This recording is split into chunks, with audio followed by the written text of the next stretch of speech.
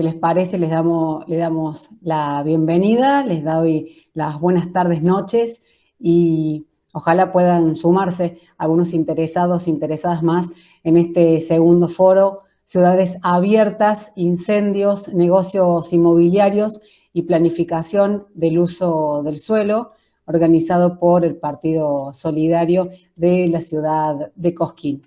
Y en este caso les quiero contar que a lo largo del año pasado se registraron en todo el país 900.000 hectáreas incendiadas con focos en 22 de las 24 provincias, de los cuales de esos incendios el 95% fueron producto de acción humana.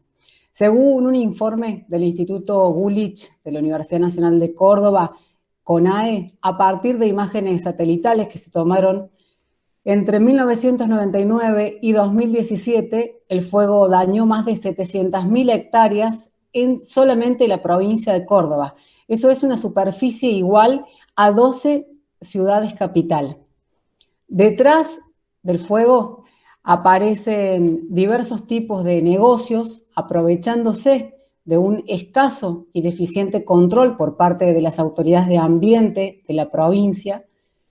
Y en medio de esta situación que vivimos, recuerden que el año pasado fue muy concreta y muy cruda, motivados, ¿no es cierto?, por los terribles incendios que tuvimos, es que el Congreso Nacional, en 2020, modificó la ley 26.815 del manejo de fuego con el objetivo de que no se pueda alterar el uso del suelo de las zonas incendiadas.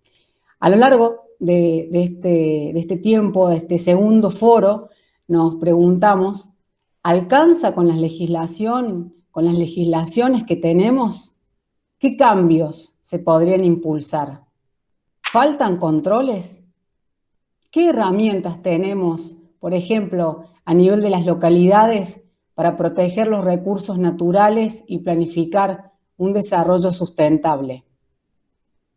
En una primera instancia, en este primer momento, bueno, vamos a escucharla a la concejal de la ciudad de Cosquín, Nora Escalante, que va a hacer referencia a cuál es el debate sobre la prohibición de los barrios cerrados en Cosquín y el impacto de los incendios del año 2020, no solamente en nuestra localidad, sino en lo que es el Valle de Punilla. Nora, tenés la palabra. Gracias, Emi. Yo simplemente no voy a hacer extensa mi exposición, sí, y el agradecimiento a Pablo, a Eduardo, a Fernando y a Ignacio por haber tenido la deferencia de unirse a este encuentro y poder dar su palabra y su perspectiva con respecto a estos temas. En el encuentro anterior hemos tratado específicamente, han expuesto a aquellos que estuvieron comprometidos en elaborar una legislación para 3 localidades de Córdoba, Río Ceballos, Unquillo y Carlos Paz. En esta oportunidad consideramos que todo tiene que ver con todo, ¿no es cierto? Y el tema de los incendios, que es muy grave y ya comenzó, es como que naturalizamos diciendo, llega la época de los incendios, realmente no es así. Lo que llega es el clima propicio para que impunemente se provoquen los incendios que están arrasando con nuestro monte nativo en toda la provincia de Córdoba. En el año 2020 fue realmente trágico el desarrollo de incendios rodeados de incendios. Sabemos que detrás de esto avanza el negocio inmobiliario, es una de las cosas que avanza, además de las circunstancias del ambiente deteriorado y una cantidad de consecuencias que parece ser que muchos no tienen en cuenta. De ahí surge nuestra inquietud por presentar ese proyecto estableciendo la prohibición de los barrios cerrados en el ejido de Cosquín. Como dijimos, no es un invento nuestro, por eso en el primer encuentro tratamos específicamente el tema, y hoy vamos a darle la palabra a quienes tienen una mirada muy interesante con respecto a todos estos eventos que de alguna manera preparan el camino para este cuasi progreso que nos quieren imponer. Así que desde ya muchísimas gracias por la participación, no solamente a los que exponen, sino a los que se han unido a este encuentro, y mil disculpas por los avatares del príncipe. Ustedes. Gracias, concejal, gracias, Nora. Ahora, para dar inicio a lo que serán las exposiciones, según lo que hemos planificado con los distintas panelistas, el primer panel lleva por título ¿Qué hay detrás del fuego? El negocio minero, agrícola, inmobiliario y de entretenimiento. En este caso, la exposición está a cargo de Ignacio González Asís, que es licenciado en Sociología, becario del CONICET y especialista en demografía y desarrollo sustentable. Bienvenido, Ignacio. Gracias por estar esta tarde-noche con nosotros. Bueno, muchas gracias. ¿Se escucha ahí? Sí. Bueno, perfecto. Bueno, primero, por supuesto, agradecerles por la convocatoria, ¿sí? A Nora Escalante, a su equipo, a Agustina Villalba, que me ha llamado. Para mí es un honor también compartir el panel con, bueno, estos referentes, Pablo y Fernando, que, bueno, son referentes en lo que es organización, participación e investigación en cuestiones ambientales y en la crisis territorial y ambiental que vivimos en la provincia de Córdoba. Por supuesto que desde ya veo una relevancia y una necesidad y apoyo este proyecto. La cuestión de los barrios cerrados tiene un montón de implicancias que están muy estudiadas y se sabe que traen consecuencias negativas a mediano y largo plazo para la sociedad en su conjunto. Entonces, me parece que es necesario y apoyo ese proyecto de manera, digamos, ferviente. Por otro lado, aclarar que yo no represento una voz colectiva, hoy vengo a hablar por mi voz propia, si bien, bueno, pertenezco a una brigada forestal, producto de los incendios también del año pasado. Esta voz no representa la brigada, eso quiero aclarar por una cuestión de, bueno, de organización y de respeto hacia mis compañeros y compañeras. Bueno, nos han citado para hablar de incendios forestales y desarrollo inmobiliario, y yo por ahí quisiera partir de lo ya dicho, de lo ya sabido, para ir y verter una serie de reflexiones que me parecen necesarias para pensar esto y para enriquecer el debate colectivo, ¿sí? Por supuesto que, digamos, en Córdoba ya se sabe lo que es el ambientalismo como un entramado comunitario diverso y que tiene acción política cada vez más importante. Ya se sabe claramente que detrás de los incendios hay intereses, ¿no? Hay trabajos muy explícitos que ven esa correspondencia espacial entre la ocurrencia de un incidente, de un incendio forestal, y después, digamos, este desarrollo inmobiliario a través de country, barrios cerrados, infraestructuras, turismo, ¿no? Y eso se puede ver en trabajos, bueno, de un montón de referentes que tenemos como Guillermo Galeano, Joaquín Deón, Daniel Díaz Romero. No me voy a poner a nombrar porque seguro me olvido de un montón de gente, pero es importantísimo lo que se hace al respecto y lo que ya se sabe. El tema, bueno, por ahí la conciencia no lleva a una verdadera transformación, acción en ese sentido. ¿Y por qué no? Por ahí preguntarnos y ampliar el foco entre lo que tiene que ver con incendios forestales o incendios en general, y no solo desarrollo inmobiliario, sino con una lógica de transformación territorial desarrollista, ¿no? Que tiene que ver con la infraestructura necesaria, digamos, como obras viales, represas, etcétera. Agropecuario también, el desmonte, los incendios de todo el noroeste de Córdoba, en lo que es el Chaco Serrano, es escandaloso. Minero también, ¿no? Los intereses de la minería en avanzar sobre bosques, sobre montes, que por supuesto tienen su cobertura. Y por supuesto inmobiliario, turístico, recreativo, hay mucho de eso. A mí me gustaría avanzar un poquito, esperando en estos 10 minutos poder verter estas reflexiones. protecciones, ¿sí?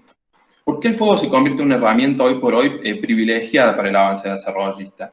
Y en esto me parece que hay una serie de condiciones sociales y políticas que posicionan el fuego como un medio eficaz y de bajo riesgo legal, jurídico, para avanzar, ¿no? Para el avance, la limpieza, esa serie de categorías que impone, digamos, una lógica desarrollista, capitalista para metabolizar los territorios. Metabolizarlos, ponerlos en una condición de mercancía que entre al mercado de una manera que rinda positivamente a quien va a realizar el negocio, ¿no? Entonces, vemos que entre esas condiciones políticas y sociales tenemos una ley clara en sus términos, pero no totalmente legítima. Estamos hablando de la ley de bosques, no una ley que desde su inicio fue tropezando con los lobbies mineros, de infraestructura, agropecuarios, que se pueden ver en un montón de artículos que insertan figuras inconstitucionales, como la del aprovechamiento sustentable en zona roja, que no está vigente, pero que está latente, porque está para el próximo debate legislativo. Se discutieron los mismos conceptos de las categorías, el mapeo, todo está puesto en discusión, y los sectores concentrados están dispuestos a no darle legitimidad en el sentido sociológico más clásico, en que sea una norma que sea capaz de suscitar obediencia, ¿no? Por otro lado, tenemos leyes de planificación que contradicen el mapeo y lo que dice la ley de bosques, como son las leyes de planificación del IPLAM, del Instituto de Planificación Metropolitana, la ley 10.004 y 9.841, que establecen zonas de prioridad inmobiliaria de desarrollo que coinciden con bosques en buen estado de conservación, etcétera, ¿no? También tenemos controles escasos, ineficientes de parte de las autoridades. Esos controles llegan digamos, procesos judiciales que terminan en la mayoría en la nada. Digamos, hay estadísticas, hay un informe de guardaambientes de Cuesta Blanca que da cuenta, o Daniel Díaz Romero a través del caso de López de Serra. Hay un Parque Nacional Condorito también, viendo la inoperancia, y un poder político claramente a favor de los grupos concentrados desarrollistas.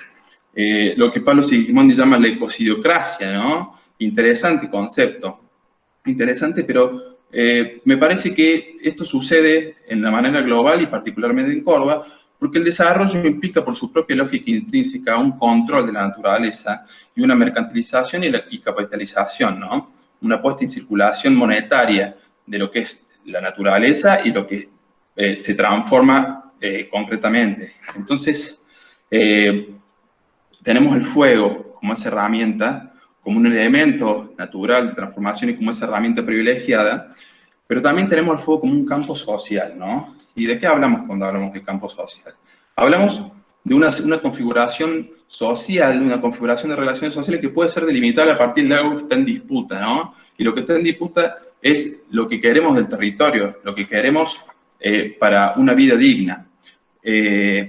Entonces, vemos, por un lado, que este campo social se ha complejizado en el último tiempo a partir de los incendios también, en donde empiezan a surgir una serie de agentes, de actores sociales que empiezan a disputar ese control hegemónico del fuego, ¿no? Este plan de manejo del fuego. Y ahí vemos el surgimiento de las brigadas como parte de un movimiento de ambientalización, de socioambientalización más amplio, que empieza con las fumigaciones, las madres de Barrio Ituzaingó, pasa por el tema de la ley de bosque, el desmonte, el basural, Porta y varias conflictividades ambientales, y el brigadismo se establece como un agente, un emergente, digamos, desde el territorio, para disputar esa hegemonía en el campo del fuego. Y bueno, esa disputa, esa rebeldía genera una serie de mecanismos de control social que habría que pensar si lo vamos a ver en este próximo año, en esta temporada de incendio, como decía Nora, que se denomina así pareciendo que quisieran que haya incendios, ¿no? Habría que ver si las ETAC no se van a establecer como un mecanismo de control social de estos colectivos que quieren participar y disputar el fuego y lo que el fuego representa y hace en los territorios este ecocidio, digamos, ¿no? Y en lo que es el mecanismo de control social, surgen siempre en estos campos donde hay rebeldía, donde hay propuestas diferentes, ¿no? Y habría que pensarlo en ese sentido. Por ejemplo, el desarrollo sustentable, que decíamos recién. De acuerdo a mi visión, digamos, el desarrollo sustentable es un dispositivo de control social porque es como una respuesta estratégica que dan los grupos de poder, ¿no? Entonces, pensar, ¿no? ¿Qué decimos si nos vienen con un eco-country?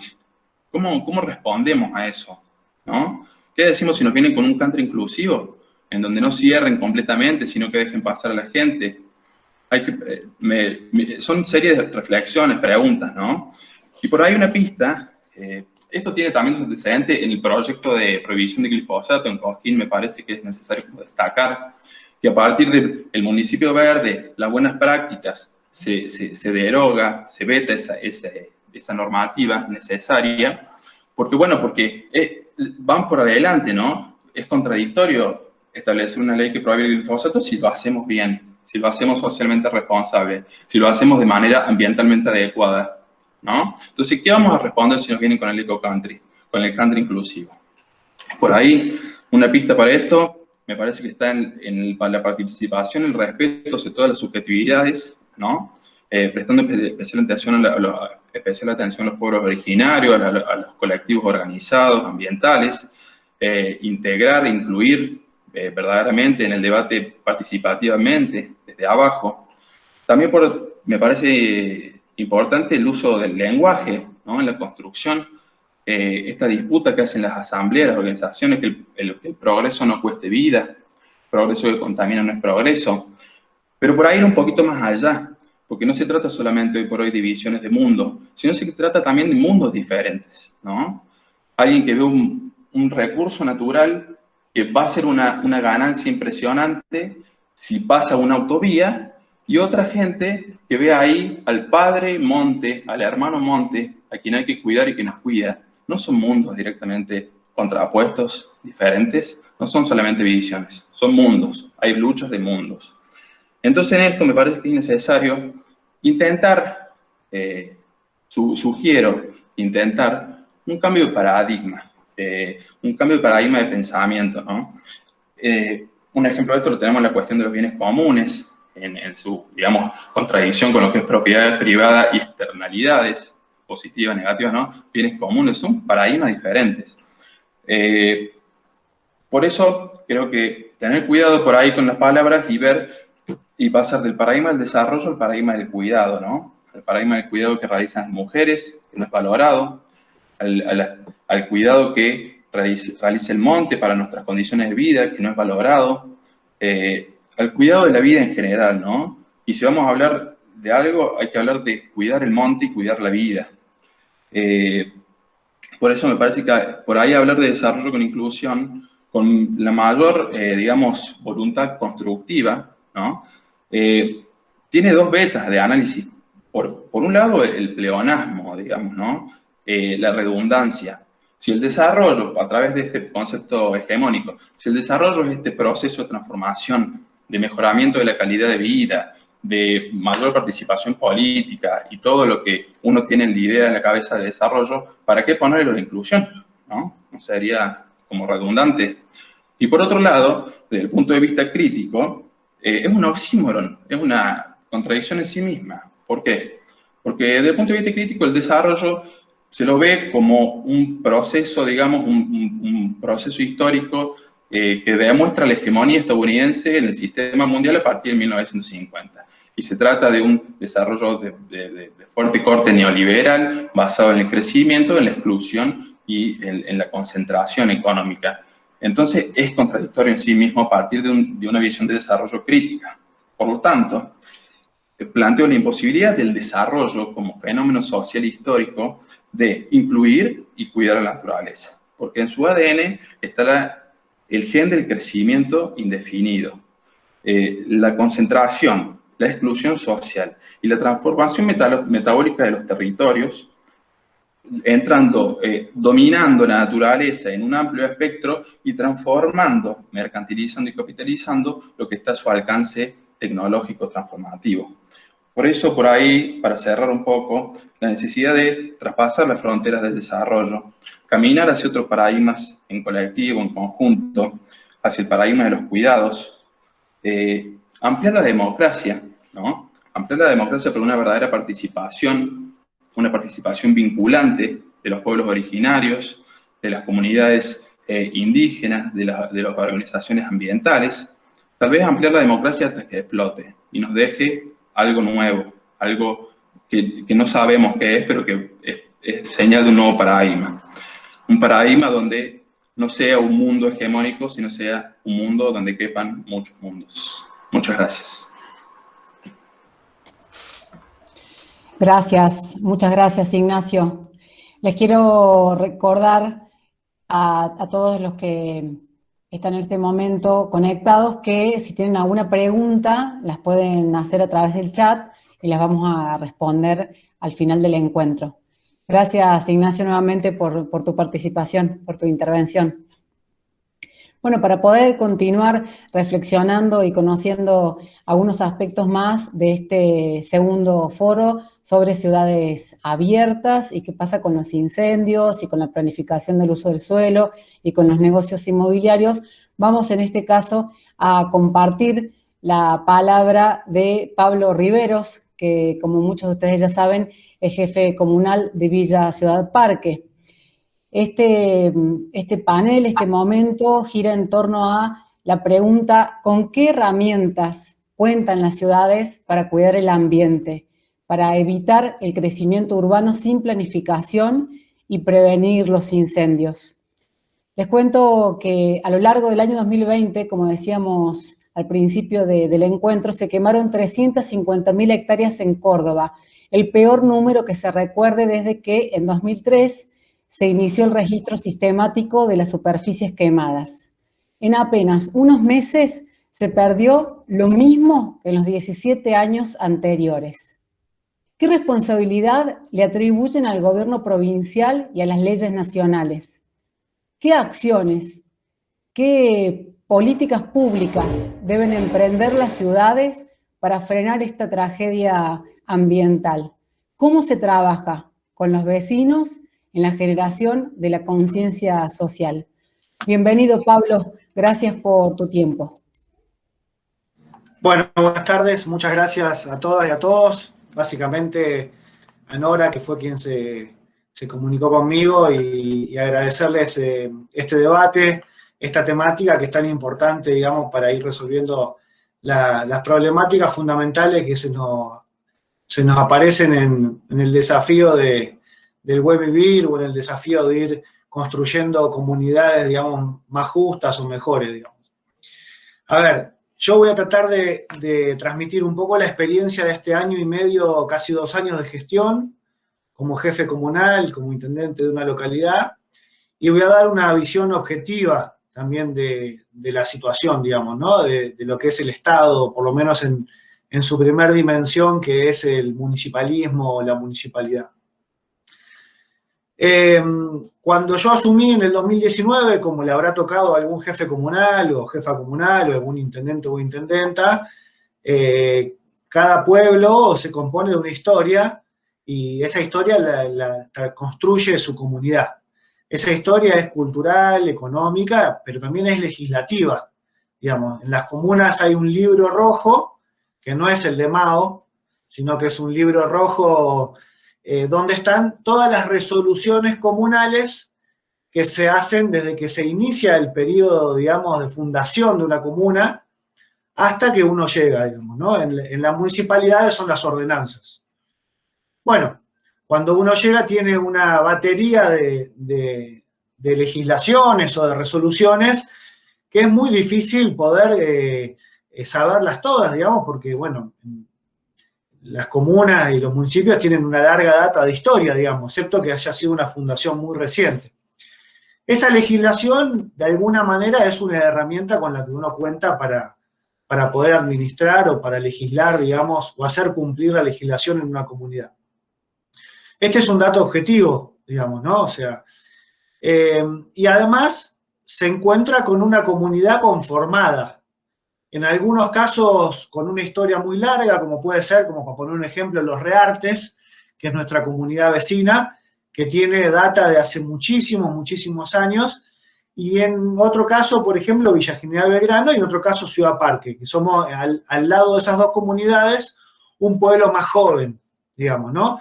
Por lo tanto, quizás, como haciendo una línea de lo que estaba diciendo, con menos cantidad de legislaciones y a lo mejor de conformación del lugar, pero con una determinada historia que lo viene conformando. Cuando yo entré acá a la Asunción, y voy a utilizar dos nombres que utilizó recién Ignacio. Me encontré con un eco country y me encontré con un country abierto, que él llamó inclusivo, digamos, ¿no? Inclusivo me imagino que se referirá a que uno puede trasladarse interiormente por las calles y puede entrar y acceder al lugar, básicamente. A pesar de que el acceso a comprar un lote no es muy inclusivo, pero sí es inclusivo el lugar, digamos. Uno puede entrar, dar una vuelta, salir. Bueno, me encontré con esas dos situaciones. Y también me encontré con dos o tres loteos de estos que hay en la provincia de Córdoba, aprobados en catastro entre el año 40 y 50, que hay muchos en la provincia de Córdoba, y que les recomiendo, sería muy interesante estudiar el por qué se hicieron esos loteos en aquel momento. Algunos dicen para poblar la provincia, otros dicen para bancar algunas elecciones o algunos proyectos políticos. Bueno, es bastante interesante el proceso, pero bueno, no viene al caso, o sí, pero es data histórica, digamos, pero es un dato objetivo. La provincia de Córdoba, básicamente, y en mayor medida las zonas serranas de la provincia de Córdoba, los cuatro valles, Sierra Chica, Punilla, Tras la Sierra y Calamuchita, tienen muchos de estos loteos aprobados en el año 40 y 50, lo cual hace que sean preexistentes a muchas normativas que se fueron aprobando en el camino de la historia. Por lo tanto, muchas veces uno intenta aplicar a ciertas normativas y salta el desarrollista diciendo, bueno, este loteo está aprobado y es preexistente a la normativa tal, entonces nosotros no deberíamos adecuarnos, etcétera, etcétera. Por lo tanto, ahí hay faltante de herramientas, o por lo menos hay una discusión que puede llegar a terminar jurídicamente en algún tribunal. Pero ¿qué pasa? Uno no solamente cuenta con la herramienta legislativa, digamos, o jurídica de una comuna o municipio, o con el poder, digamos, o esa porción de poder que determina una elección. A mí me parece que también hay una construcción del sentido común de cuál es el desarrollo que uno pretende o que una comunidad pretende de su lugar. Y empezar a encontrar identidades y formas, digamos, ¿no? Y me parece que eso es la construcción de comunidad. La construcción de comunidad no significa tener una misma ideología, sino convivir en un mismo lugar con determinados horizontes, digamos, ¿no? Que uno puede ir construyendo, con el de al lado, con el otro, con la otra. En ese horizonte, en esa construcción de comunidad, hay algunas cuestiones que van en común, como por ejemplo los servicios, como por ejemplo los espacios públicos, como por ejemplo la educación, la salud. Son espacios que habitan la mayoría del conjunto de una comunidad, no todos, pero la mayoría, digamos. Entonces, esas construcciones sí se les puede ir determinando una idea o un formato en común. Todo lo que estoy diciendo no creo que sea nada fácil, sino que es parte de un proceso de construcción de comunidad. Ese proceso de construcción de comunidad se da en el territorio, con las instituciones de una comunidad, con el vecino, con la vecina, y también, obviamente, desde la comuna, desde el municipio, con legislación, con debates, con discusión. Y lo que nos pasó a nosotros cuando llegamos acá fue que teníamos que encontrar algo que nos una en el debate de esa construcción de comunidad y que nos aleje de distorsiones políticas, partidarias, inclusive a veces hasta estigmatizaciones, ¿no? Por ejemplo, en el caso nuestro, los hippies. Entonces, para alejarnos de esa discusión y ir orientándonos hacia una discusión que justamente genere un paradigma, como decía Nacho, un paradigma del cuidado del lugar o de la construcción de comunidad que le llamamos nosotros acá, necesitábamos encontrar un elemento de unión. Ese elemento fue Hablemos de Villa Ciudad Parque. Hablemos de Villa Ciudad Parque nos sacó del tema de los hippies, los no hippies, los cristianos, los testigos de Jehová, los que, no sé, los que se bañan en bolas en el río, y con perdón de la expresión, y los que se bañan vestidos, los que les gustan los country, los que no les gusta, y nos metió en qué tipo de comunidad queremos, cuál es el perfil de comunidad que queremos, cuáles son los sectores donde estamos viviendo, y nos permitió conocernos a nosotros mismos, saber con quién vivíamos en el mismo lugar, saber que teníamos un vecino que era testigo de Jehová, una vecina que venía de Rosario, otra que venía de Córdoba, otra que nació acá, se fue y volvió, otra que no nació acá, pero hace 25 años, 60 que vive acá. Y en todo eso hay que encontrar un ciudad parque, un Villa Ciudad Parque. ¿Cuál es el Villa Ciudad Parque? ¿Cuál es el mayor valor que tenemos en Ciudad Parque? Y el mayor valor que tenemos, o el que más valor tenemos, es la naturaleza.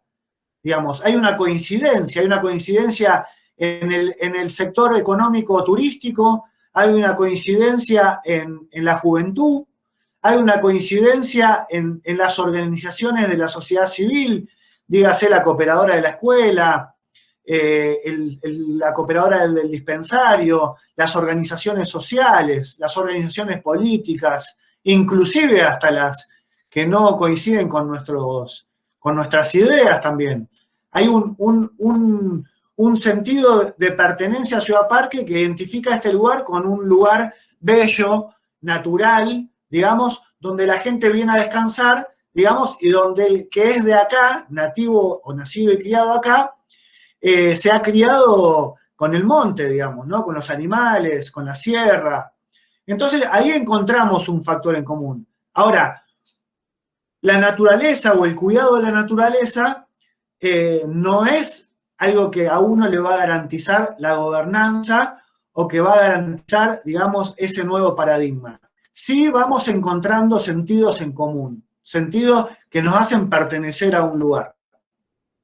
Y evidentemente los countries, los espacios cerrados, generan su propio sentido de pertenencia, por lo general bastante alejado al del resto de la comunidad. Crean un microclima, generan un microclima en el lugar que pareciera que no tiene nada que ver con lo que es la calle del otro lado del alambrado. Y eso es peligroso desde un lado social, no solamente desde un lado de un sentido de pertenencia, digamos, a una misma comunidad. Entonces, digo, ahí hay una alerta, ahí hay una situación, digamos, donde hablemos de Ciudad Parque, en realidad hablemos del country, que puede tener un determinado nombre, y no de Ciudad Parque. Entonces, nosotros lo que intentamos fue, desde un principio, llevar a estos dos lugares y a los desarrollistas, me refiero a estos dos lugares con el country, eco country, que es Molvento, que es uno de los mega emprendimientos más grandes de la provincia, que tiene un proyecto ecológico muy interesante, y el otro country medio abierto, donde uno puede trasladarse por adentro sin problemas, a pesar de haber seguridad privada en el lugar, que la pagan una comisión de vecinos de ahí. Entonces, lo que hicimos fue generar en una interpelación a ese lugar y hacerlos parte. Pero miren qué manera de hacerlos parte, que es, ¿cómo lo hicimos parte? Pagando, porque no pagaban. Entonces, una vez que los hicimos pagar, se sintieron parte del lugar, porque no pagaban. Cuando entramos acá, Molvento no tenía generado tasa comunal. Y nosotros recolectábamos residuos, pagábamos la bomba de agua, bueno, y los servicios que normalmente da un municipio o una comuna de forma directa o indirecta. Entonces resulta que el otro country, el de abierto, el que le llamó inclusivo, digamos, resulta que tenía emitidos solamente en el año 2019 5 millones de pesos de libre deuda en tasas municipales. Y además se lo había ingresado un régimen de loteador donde tenía que pagar solamente el 10% de los lotes no vendidos y ni siquiera los había pagado y se le habría librado un libre deuda sobre esos lotes también. Bueno, realmente es imposible administrar una comunidad si lo los vecinos no pagan. Más que nada una comuna donde, por ejemplo, la nuestra, que el año pasado, entre mayo y julio, tuvimos $1 de coparticipación todos los meses. Por lo tanto, nosotros administramos una comuna donde administramos los recursos genuinos de la comunidad, digamos, y obviamente hay que tener una fuerte capacidad de gestión para poder ir haciendo obras, porque si no, no alcanza. Entonces, lo que hicimos fue, bueno, parar la pelota, decirle esto así no puede continuar, ustedes son parte de una comunidad, están dentro de un ejido, la comuna bien brinda servicios directos e indirectos, y no hay manera que ustedes sigan teniendo este sistema dentro de otro sistema. Este es un mismo sistema todo. Así que bueno, lo metimos en la tasa, no había escapatoria, la única opción a eso era judicial, y cuando un negocio inmobiliario se mete en un problema judicial, se le corta el negocio. Entonces, el negocio inmobiliario lo primero que hace es arregla. Eso es lo que sucede normalmente. No creo que esto sea total, que sea una totalidad lo que estoy diciendo, pero normalmente al negocio inmobiliario le conviene arreglar y no ir a la justicia, porque cuando va a la justicia se para el negocio. Entonces, ¿qué pasó? Tuvimos un largo trecho de diálogo, de un montón de cosas, con coincidencias, y con este country ecológico hemos logrado un acuerdo, porque básicamente tenemos un principio en común, que es el cuidado de la naturaleza.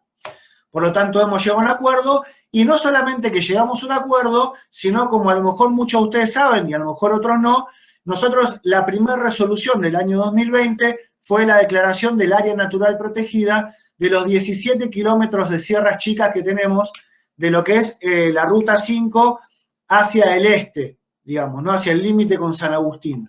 Nosotros tenemos 17 kilómetros de sierra. Esas sierras son parte del proyecto Molvento y determinan una cota de construcción que va a hacer que esta comunidad nunca se parezca a Carlos Paz, por lo menos en esa cuestión, digamos, ¿no? Así que hemos legislado sobre la aprobación que teníamos de ese country. Ahora, acá hay una cuestión que lo que estamos diciendo es, que para mí es, digamos, el título de la charla, por lo menos de la que estoy dando yo, es: donde no ordena el Estado, ordena el mercado. Y eso es así, pero así de claro. ¿Qué ha pasado en los valles turísticos nuestros? Ha ordenado el mercado siempre, y el mercado no ordena en función de los intereses colectivos o comunes, sino que ordena naturalmente en función de los intereses privados y particulares. Y esto no está mal, es un negocio, no van a hacer un negocio para otros, hacen un negocio para ellos. Yo no estoy cuestionando el negocio inmobiliario, porque si no estaría cuestionando un negocio legítimo. Lo que estoy cuestionando es quién ordena el territorio.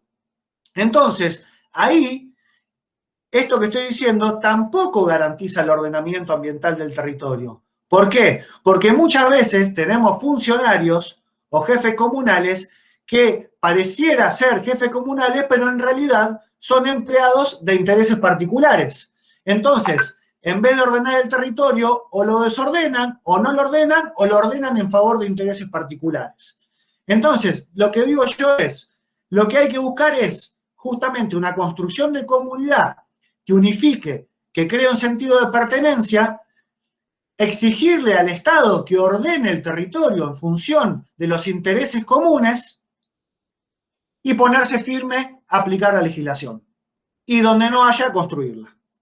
Eso es un poco, por lo menos, mi experiencia con respecto a la cuestión que tiene que ver con los barrios cerrados, la planificación y lo que estamos hablando que es fundamental, que es el ordenamiento territorial o el ordenamiento ambiental de los territorios. Algo que inevitablemente tiene que tener la participación de la sociedad y una decisión firme del Estado. Muchas gracias. Gracias a vos, Pablo. Muchas gracias. Recuerden, como decíamos anteriormente, que si tienen preguntas las pueden ir escribiendo a través del chat. Vamos a darle continuidad a este encuentro y en este caso vamos a escucharlo a Fernando Barri, que es doctor en ciencias biológicas, es magíster en manejo de vida silvestre, especialista en antropología y docente e investigador de la Universidad Nacional de Córdoba. El título que le hemos puesto a su panel es El pedido de las organizaciones de la sociedad civil para que se realicen modificaciones al Plan Provincial de Manejo del Fuego. Teniendo en cuenta que en los últimos meses del año pasado, un grupo de referentes en temas ambientales de aquí de nuestra provincia elaboraron una carta abierta que fue dirigida al gobierno de la provincia de Córdoba, en la que reclamaron políticas integrales en relación al tema de los incendios, que permitan estas políticas evitar las pérdidas de vidas humanas, los graves daños sobre la biodiversidad, el suelo, la regulación hídrica y otros servicios ecosistémicos, al igual que evitar los incalculables daños materiales que significan los incendios año a año. ¿Cuáles son algunas de esas políticas que se podrían implementar? ¿Cuáles son los cambios que requiere el Plan Provincial de Manejo del Fuego? ¿Existe una relación entre los incendios de los últimos 20 años y los negocios inmobiliarios? Le damos la bienvenida a Fernando Barri. Hola, ¿cómo están? ¿Me escuchan bien? ¿Me ven Sí, bien? te escuchamos, te vemos bien. Bueno, gracias por la invitación, antes que nada. Es un gusto poder compartir con tantos compañeros y compañeras y bueno, gente que está, digamos, en la misma lucha, ¿no? De cuidado y preservación de nuestra casa común. He tenido una serie de problemitas técnicos, había armado una presentación, pero se me cortó la luz un poco antes de que empezáramos. Bueno, estoy con mi nena que tiene hambre, bueno, hay que hacer, así que fue complicado, pero voy a tratar desde el celular de exponer lo mejor posible las preguntas por las cuales me han convocado.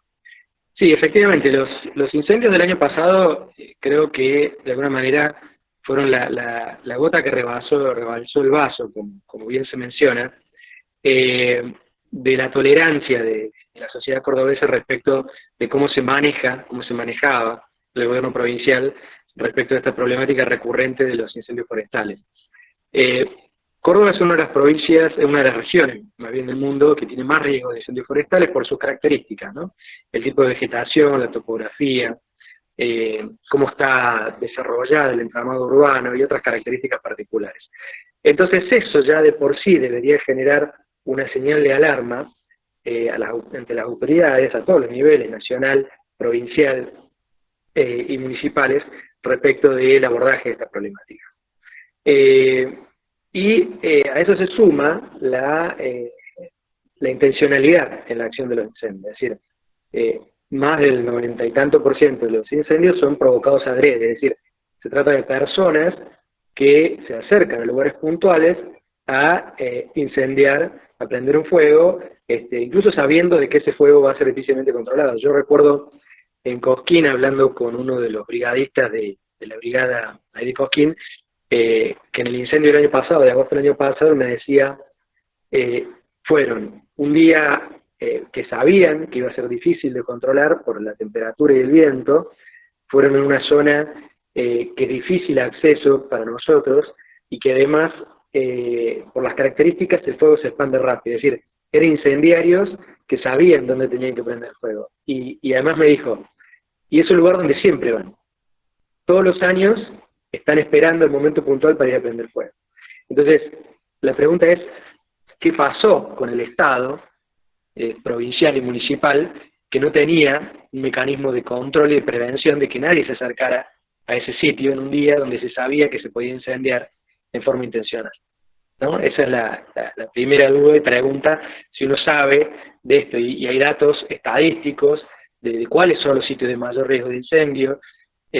Hoy contamos con una serie de tecnologías, imágenes satelitales, drones, toda una serie de herramientas que permitirían rápidamente detectar sitios que pueden iniciarse los incendios, y además tenemos recursos humanos y administrativos, tenemos defensa civil, bomberos, otras fuerzas vivas, la misma comunidad autoorganizada para las brigadas que podría controlar en la temporada de incendios y en los días de mayor riesgo, que estos incendiarios, que con fines espurios, ya vamos a hablar un poquito más de eso, no se acerquen a esos sitios. Eso tranquilamente se podría hacer, es un hecho de prevención, es como trabajar en prevención en salud y en otras cuestiones que te ahorran un montón de problemas, de gastos y de daños a la biodiversidad y daños materiales. Entonces, esa es la primera gran pregunta que nos hacíamos. ¿Por qué eso se ha abandonado? En algún momento el Plan Provincial de Manejo de Fuego contaba con parte de los aspectos preventivos y un aspecto que es fundamental también, que es el aspecto de la educación ambiental, y fueron abandonados. Lamentablemente fueron abandonados. Y la prevención y la educación ambiental a todos los niveles, no estamos hablando solo de los niveles educativos, sino también de la gente, de los productores, de las organizaciones civiles, de los vecinos, de los barrios periféricos de la ciudad, para tomar recaudos en este tema.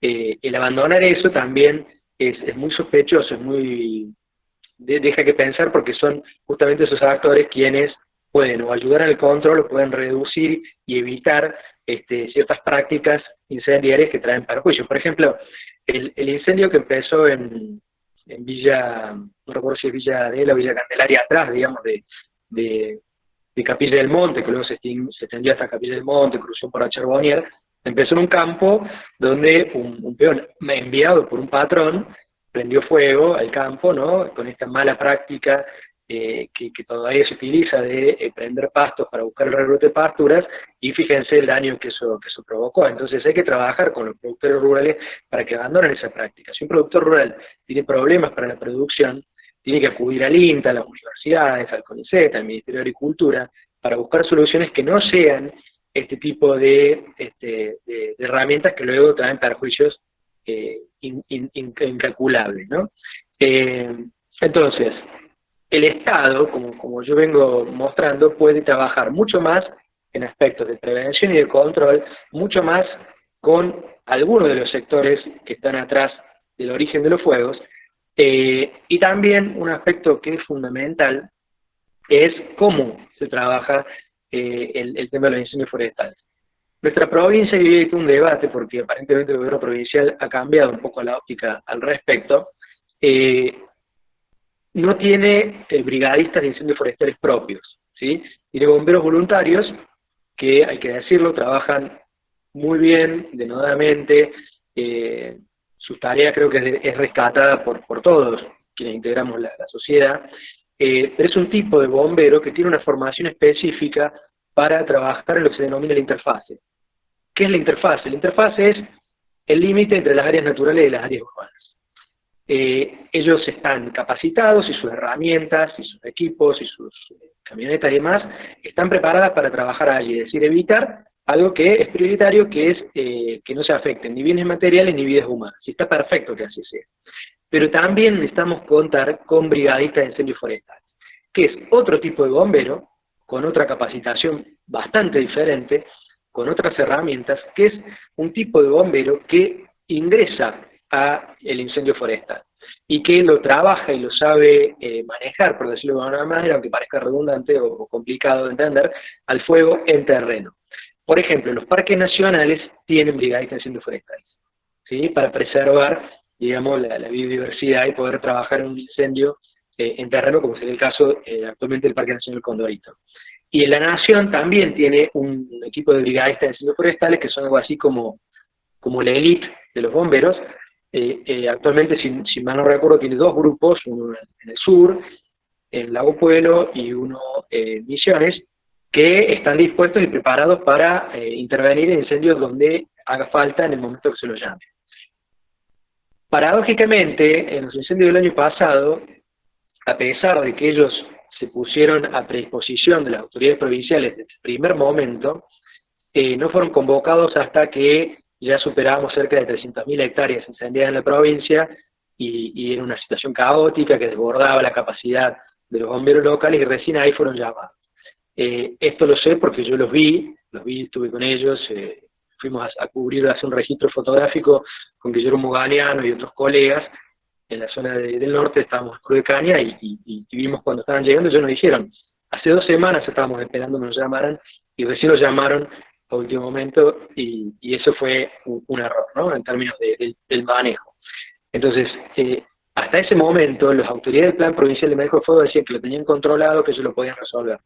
Y recién cuando se les desbordó la situación, ya se les había desbordado en términos de superficie, de afectación de bienes materiales, incluso vidas humanas, lamentablemente, tuvieron que ceder ante la presión social y el impacto que generaban las imágenes en los medios sociales.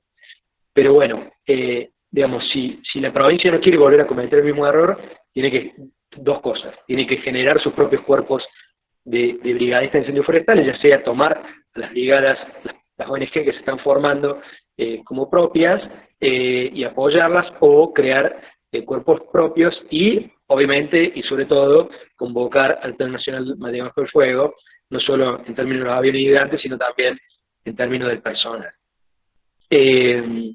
Entonces, esas eran y son, de alguna manera, las críticas, críticas constructivas, por supuesto. A mí nadie quiere que esto sea peor o que nos peleemos uno con otros, sino que realmente tome nota el gobierno, porque estas son recomendaciones que surgen de estudios técnicos, de informes científicos, surgen del conocimiento de bomberos, el conocimiento de brigadistas, de un análisis de situación, que esperemos las autoridades lo tengan en cuenta y lo puedan abordar de mejor manera en el futuro. Ojalá que sí, porque ya estamos empezando en temporada de incendio y nadie quiere ver las tristes imágenes que nos tocó ver y vivir y sufrir en muchos casos el año pasado.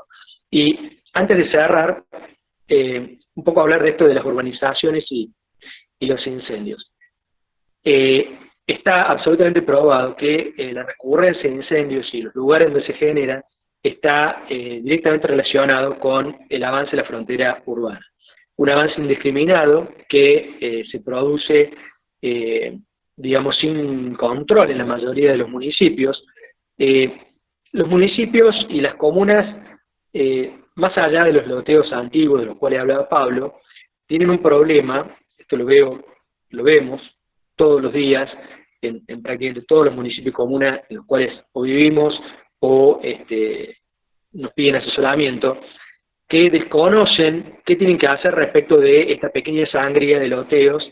No estamos hablando de loteos grandes, pequeñas casas o cabañas que van avanzando en los límites del ejido, en general sobre los faldeos serranos, y no se logra controlar. A veces no se logra controlar, a veces no se le da importancia, a veces pasan otras cosas que terminan permitiendo que esos loteos se establezcan, pero básicamente le estamos ganando a zonas rojas protegidas de la ley de bosque hectáreas muy valiosas por los bienes y servicios ecosistémicos que nos brindan, como la regulación hídrica, y son esos sitios los que incrementan el riesgo de incendios. Entonces, ahí hay un trabajo muy fuerte que deben desarrollar los municipios y las comunas para generar sus propios ordenamientos territoriales ambientales en base a las leyes supraprovinciales y nacionales, como son el caso de la ley de bosques. Esto incluso lo comenta la propia gente de la Secretaría de Ambiente. Ellos te dicen: no podemos estar en todos los municipios viendo dónde permiten loteos y no por fuera de las zonas permitidas, es decir, sobre zonas rojas y amarillas. Entonces deberían generar sus propios ordenamientos. Nosotros con las asambleas, por ejemplo en el caso de Punilla, presentamos una carta a cada uno de los intendentes y jefes comunales preguntando esto, si sabían cuál era su zona roja y amarilla.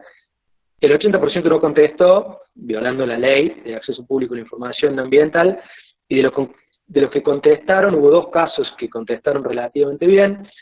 Casa Grande diciendo: no sabemos, vamos a averiguar, o planteando un poco de información, y Carlos Paz, que dijo: vamos a consultar con Secretaría de Ambiente y luego elaborar un pequeño informe. El resto, como digo, no contestaron, incluso en algunos casos contestaron de mala manera, diciendo que no era un tema que a ellos les incumbiera. Entonces, eso habla de la falta de responsabilidad de los estados provinciales y comunitarios y comunales para abordar en forma integral y como corresponde esto, ¿no? Y los municipios y comunas tienen herramientas a través de su normativa, herramientas administrativas que luego pueden aplicar, como por ejemplo en sus zonas rojas y amarillas crear reservas propias, como ha hecho el caso de Ciudad Parque, de Hasta Pablo, que es una herramienta local extra. Es decir, el día de mañana un vecino de Ciudad Parque, no solo si ve que en la reserva están construyendo, no solo va a ir a a denunciar, por ejemplo, policía ambiental, sino que también va a hacer una propia denuncia en la comuna, porque también se está violando una norma administrativamente local y la comuna va a poder intervenir. Y eso es algo que los municipios y comunas deberían hacer.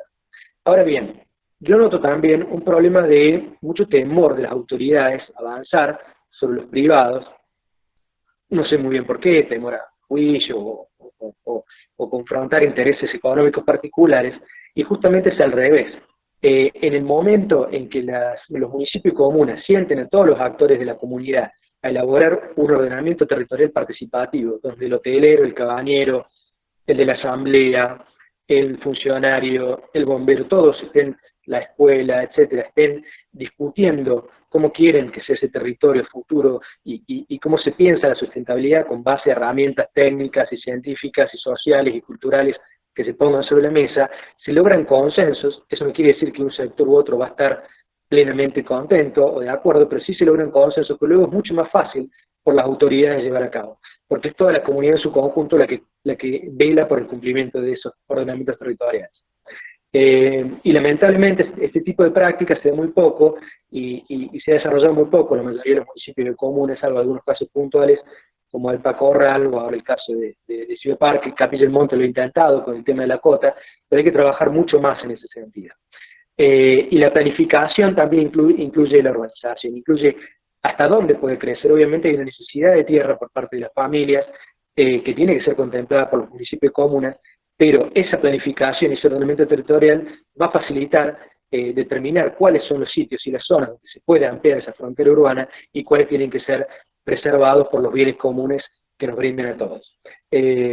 Así que bueno, estos son un poco mis aportes, y obviamente el desarrollo de ultranza y las mega obras como la autovía de Punilla y los barrios cerrados y las torres figueras en Carlos Paz y demás, atenta contra esa sustentabilidad, y es momento de que todos, la sociedad en su conjunto, las asambleas, las organizaciones sociales, las instituciones y los gobiernos, nos sentemos en una mesa a planificar ese desarrollo por nuestro bien y el de nuestros hijos, ¿sí? Muchas gracias. Gracias a vos, Fernando. Muchas gracias por tu participación. Bueno, para continuar, cuando vamos a compartir lo que sería el panel número 4 de este encuentro, les cuento que vamos a escucharlo a Eduardo Fernández, diputado nacional por nuestra provincia, y teniendo en cuenta lo que decíamos al principio, el Congreso de la Nación modificó la ley 26.815 del manejo de fuego y prohibió el cambio del uso del suelo de las zonas quemadas. ¿Eso es suficiente?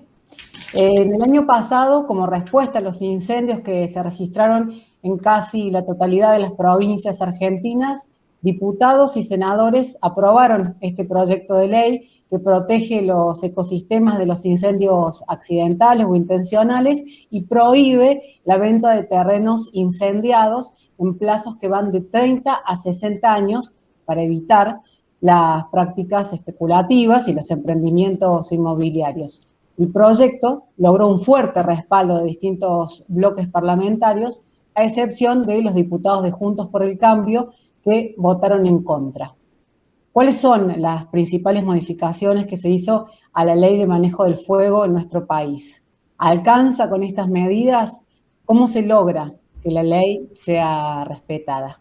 Le damos la bienvenida y le damos la palabra al diputado nacional Eduardo Fernández. Buenas tardes, Eduardo. Buenas tardes, gracias, un gusto.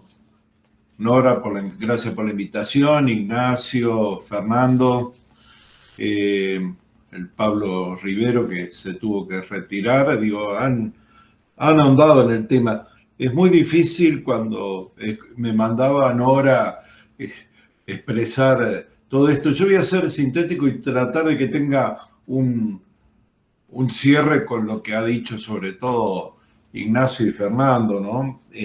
Al respecto de esto, y por supuesto ya valorando, como hice la vez pasada, este proyecto. Primero la cuestión ambiental o los incendios en particular. Algo y por eso lo contesté. Pero...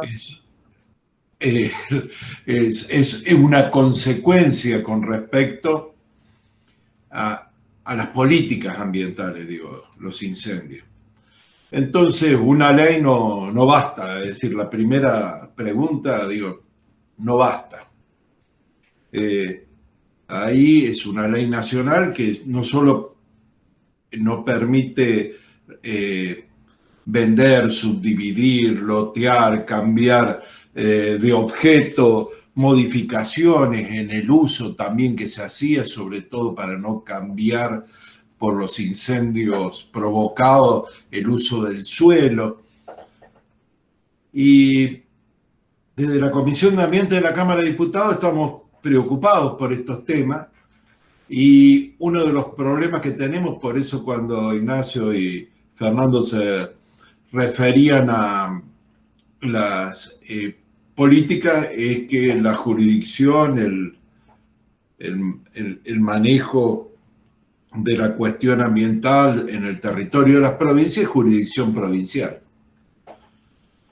Y mientras de fondo no lo podemos tratar ahora, nosotros estamos proponiendo la inclusión en el Código Penal directamente de los delitos ambientales. Han alcanzado tal dimensión en el país, y creo que lo de Córdoba fue una expresión en esto.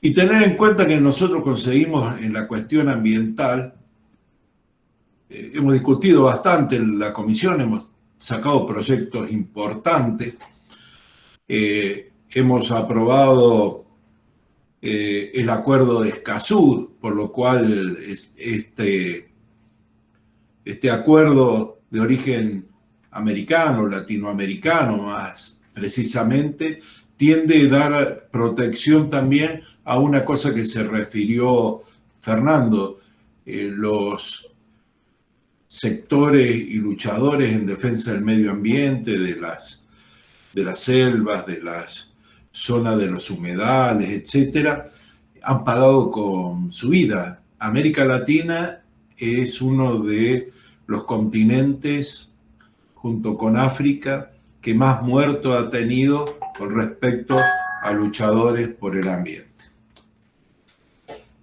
Es entonces que nosotros colocamos en esto, esta ley nacional, la que yo diría no profundizar, pero para así enmarcar de lo que estamos tratando, en que hay un proceso lo del ambiente. El primero es la educación.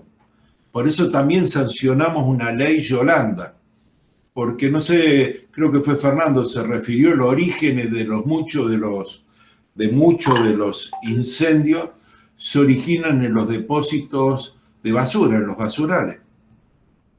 Carlos Paz, en el caso de Capilla del Monte también, Cosquín también tuvo en alguna oportunidad. Entonces, esta ley pretende, justamente hace mención a Yolanda, la primera secretaria de Ambiente que tuvo la Nación, fue mujer, y empezó a establecer algunos criterios.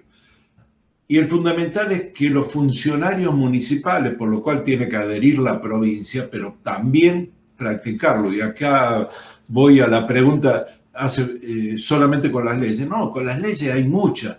Hay uno de los participantes que puso ahí, dice, hay muchas leyes. Es cierto, incluso hay una superposición de leyes. Pero falta esta efectividad, porque pide adhesión. Hay distintos criterios. Yo soy cofirmante de este proyecto de ley, que lo hicimos desde el bloque, pero se extendió a otros bloques, y decía que eran muy graves las penalidades, pero va a haber que hacerla cumplir a esta ley, que depende de la reglamentación. Y hemos empezado transformaciones. Si vos tenés leyes y no tenés en el Poder Ejecutivo y en los órganos de aplicación una consecuencia de políticas que estén guiadas por el espíritu de la ley, que incluso le exija a los legisladores decir, mira, no, hace falta algo más. Nosotros, me parece que hemos empezado ese derrotero que termina en una ley nacional de educación ambiental, que es decir, ¿qué viene haciendo la Cámara de Diputados? ¿Y todo eso contiene lo de los incendios? Y sí, contiene, porque una parte es la prevención en la educación, desde los funcionarios, pero también desde la edad escolar hasta la universitaria, para incluir algunos temas en carreras universitarias. Y es una cuestión estratégica de fondo, porque después está el combate del incendio, a lo que se refirió bien Fernando, ha escrito durante la crisis, él y otros destacados ambientalistas en Córdoba. Yo no voy a ahondar en eso. Me tocó, sí, de lo político decir, Fernando, yo me comunicaba con el ministro de Ambiente y le decían permanentemente que tenían controlado los incendios. No solo eso, sino rechazaron algunos aviones 4 días antes. Y yo, haciéndome eco del pedido, porque me mandaban fotos de todos lados, los brigadistas, incluso de Cosquín, me mandaban ahí los brigadistas que estaban haciendo, y yo se lo mandé a Cabandier, le digo, Juan, dejé de joder, mirá cómo están, en qué condiciones, pero se hablé en la provincia y me dice que tienen todo controlado, y por eso le exigí públicamente la alerta roja al gobernador. 36 horas después llamó la alerta roja para llamar a la ayuda nacional. Con respecto a esto, Fernando, es probable que se cree una base en Córdoba. Ese es el plan del Ministerio de Ambiente también, del Plan Nacional de Lucha contra el Fuego. Pero también en las incomprensiones. Cuando aprobamos el presupuesto nacional, el Plan Nacional de Lucha contra el Fuego, que pasó desde el Ministerio de Seguridad al Ministerio de Ambiente, no tenía presupuesto. Es decir, tenía un presupuesto bajísimo. Por esto, lo de los incendios, la cuestión urbanística, la cuestión de integración de bomberos, brigadistas, que alguien también se refería en el chat, no, es una cuestión que está sucediendo en el mundo. Hay que hacer mucho más efectivo el combate contra el fuego, como bien se refería Fernando, y eso exige cuestiones especiales. Nosotros tenemos una provincia que, me hago cargo de lo que digo porque he tenido reuniones con protagonistas, le dice al exterior, por ejemplo, los organismos internacionales de crédito, en las autovías, cuando los que participan en las audiencias públicas le dicen del ambiente, de la conservación, dicen Córdoba es la provincia que más áreas protegidas tiene en kilómetros cuadrados. Entonces, como elevamos una carta, el Consejo Federal de Inversiones dice, pero si nos dicen que está en esto. Yo estuve en una reunión con los guardaparques cordobeses. Ni siquiera hay áreas protegidas que no tienen un guardaparque. Los guardaparques se les paga como empleados públicos. No les permiten agremiarse nacionalmente, que están pidiendo con los guardaparques nacionales. Y no tienen herramientas. En el último incendio le bajaron chaquetas, esto. Pero como decía bien Fernando, ellos proponen acciones y planes que les permita en las áreas protegidas no solo el contrafuego e impedir que avance en zonas urbanas, sino tener también un criterio de protección ambiental de fauna y flora. En eso han hecho curso nuestras guardas parques nacionales y habría que hacerlo y hay que avanzar en esto. Entonces, contestando tu pregunta, porque ya me parece que se han desarrollado y si nos ponemos a ver este tema, tiene varias áreas. Nosotros sancionamos hace poquito, que también una ley en la que soy cofirmante, es con respecto a los bomberos voluntarios, fortaleciendo el sistema de bomberos voluntarios con respecto a tarifas, con respecto a protección de salud. Ustedes saben, si les pasa algo, le hemos dado un gran incentivo a esto y está en el Senado, esperemos que pronto sea ley. Ya fue aprobado en la Cámara de Diputados y es otro aporte, dotar a los recursos humanos, la cuestión de educación, prevención, combate y luego, por supuesto que no lo estamos tratando acá, pero Fernando lo sabe, la remediación también es otro tema que exige en nuestro bosque nativo. Así que yo quería hacer ese aporte. Estamos luchando en la Comisión de Ambiente, hay enormes intereses. La ley de humedales ha sido frenada varias veces, también le toca a Córdoba, y el cuidado del agua no es la publicidad del agua solamente, no es decir que vas a dotar una ciudad de un caño de provisión de agua. El cuidado del agua es más profunda, yo creo que es otro de los temas, y esto de los barrios cerrados que propone Nora y cómo debe ser la urbanización, tiene que ver mucho también con el cuidado del agua, un bien muy escaso en nuestras sierras y que se va a seguir profundizando. Así que bienvenidos a estos debates. Mire, mientras otros están expectantes, yo la verdad es muy contento que Nora convoque a estos tipos de debate. Ojalá se pudieran generalizar más, sobre todo los jóvenes. Nosotros hemos observado que en la Comisión de Ambiente de la Cámara de Diputados concurre una enorme cantidad de jóvenes, a pesar de que lo frenó un poco la pandemia.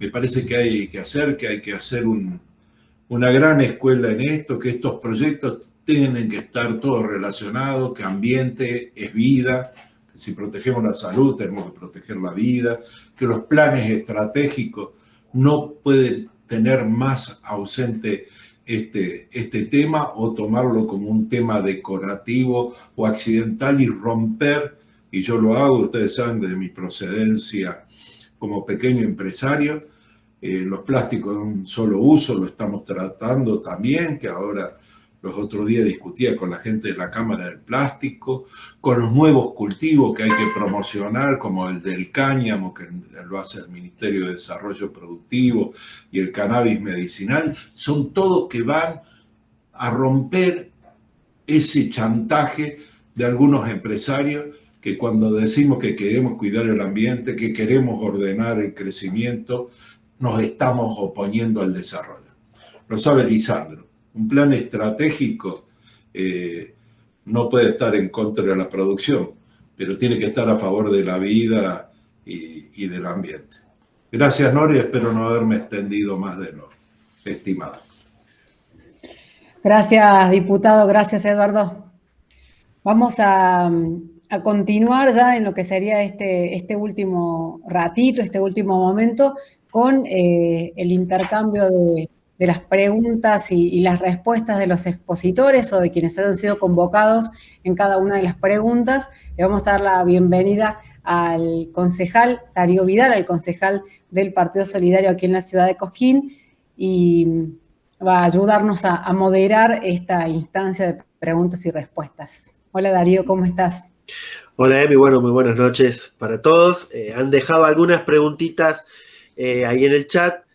Lo que les vamos a pedir es que tratemos de ser breves en las respuestas, teniendo en cuenta que por distintas razones que ya algunos recordaron al principio, nos hemos extendido un poco. También le vamos a decir que ya hay un número importante de preguntas, así que para no dejar a nadie con una pregunta sin responder, sepan que ya tenemos anotadas 5 o 6 preguntitas que van a ser las que vamos a poder compartir en este espacio de tiempo. Bueno, la primera pregunta la hace Lucía, la plantea en general, probablemente quizás Ignacio pueda ser el que responda en relación a eso. Lucía de Cerro Azul pregunta si es posible consensuar un buen vivir común para distintos sectores sociales. ¿Se puede acordar este concepto entre el country y otras modalidades de habitar o de relacionarse con la tierra? Quizás Pablo podría haber respondido también, pero Ignacio.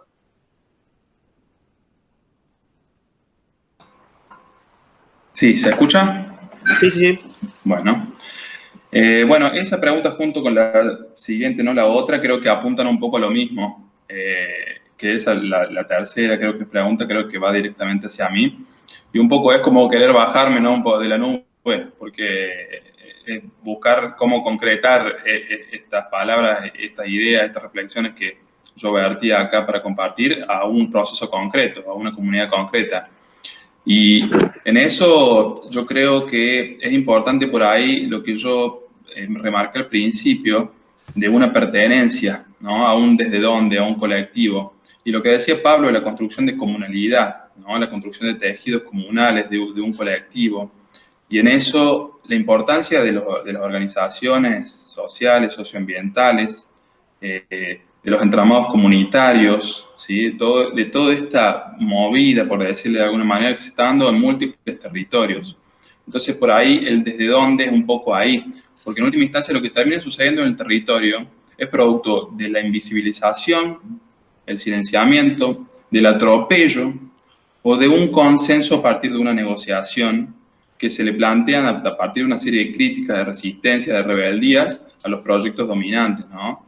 Que los proyectos dominantes lo que buscan es por supuesto, hay un énfasis en la mayor rentabilidad, en la velocidad de la transformación, y en una serie de intereses que aglutinan a un montón de agentes que están atrás de esta noción de desarrollo de estos proyectos, ¿no? Porque no podemos hablar de las propuestas de Kant y urbanizaciones si no hablamos de la autovía, ¿no? Y no podemos hablar de la autovía si no hablamos de las minerías, de las mineras. Y no podemos hablar de la autovía si estamos hablando de un COSIPLAN que establece una conexión interoceánica que es para llevar los productos agropecuarios, pero también todo el programa porcino que tiene a Punilla como un lugar bastante apetecible para el desarrollo porcino, ¿no? Que se venía.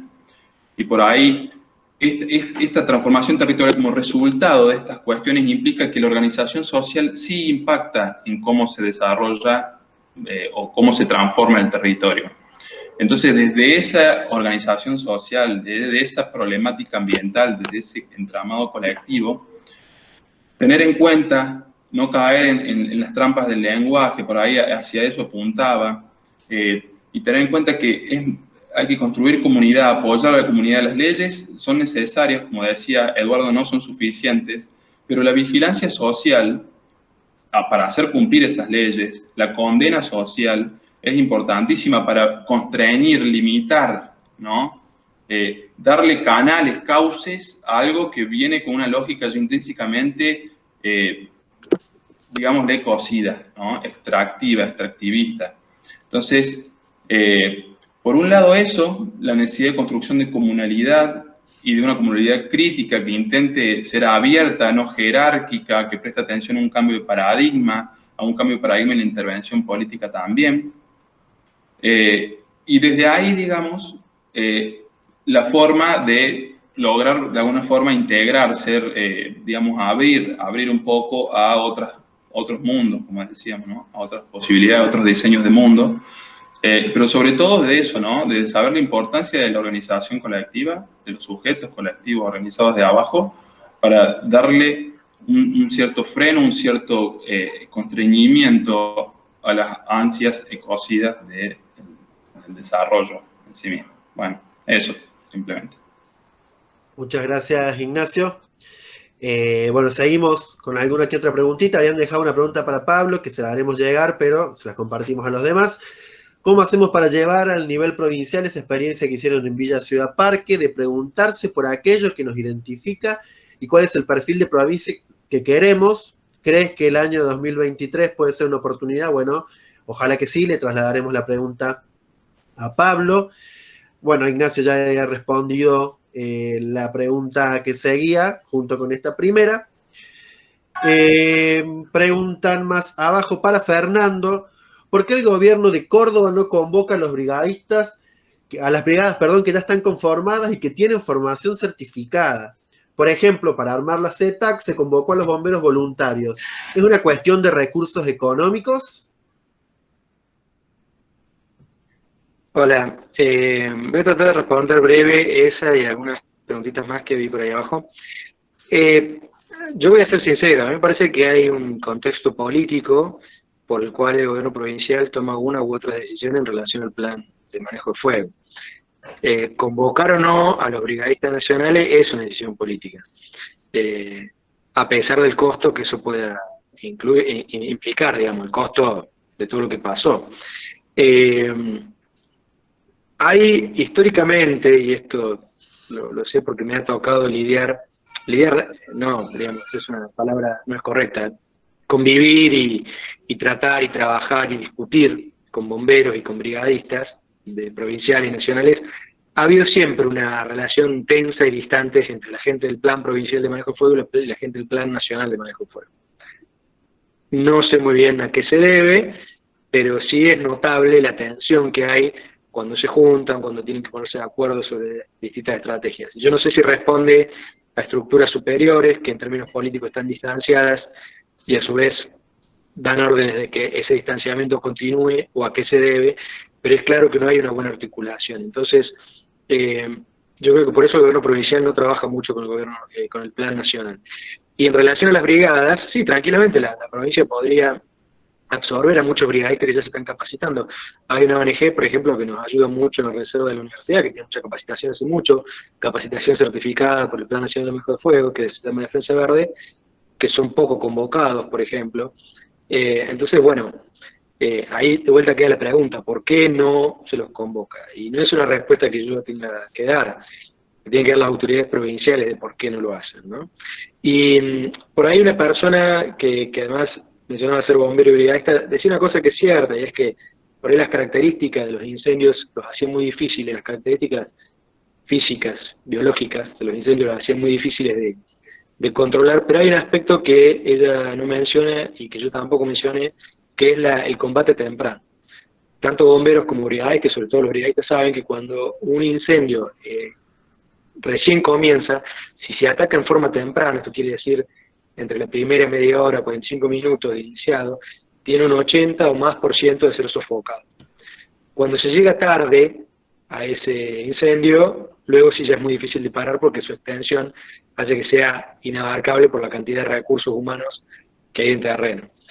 Pero el control temprano se podría mejorar, y se podría mejorar con más recursos tecnológicos, con más personal en terreno, y con más brigadistas de incendio forestal, que lleguen rápido y tengan ese entrenamiento físico para llegar rápido a lugares que por ahí son difíciles de acceder.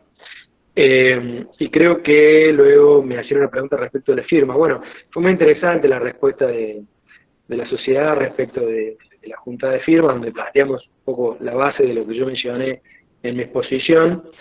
Se sumaron paradójicamente casi tantas firmas como hectáreas incendiadas, cerca de 300.000. Hicimos una presentación formal a través de mesa de entradas del panel. Nos fuimos en plena pandemia con Federico Copta, con Darío Ávila y Guillermo Galeano, que fuimos los impulsores.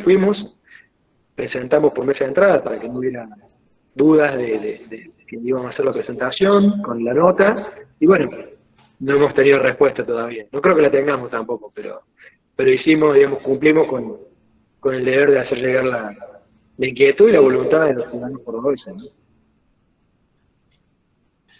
Bien, muchas gracias, Fernando. Ahí Adriana quiere comentar, muy interesante este foro, tal como el primero, felicito la iniciativa y confío en que las propuestas referidas a planificación estratégica, participativa y ordenamiento territorial puedan impulsarse efectivamente en nuestras localidades. Bueno, muchas gracias, Adriana, por el comentario. Y allí finalizarían las preguntas que nos han dejado por el chat. Algunos ya respondieron en conjunto un par de ellas, por eso se ha hecho bastante ágil este momentito.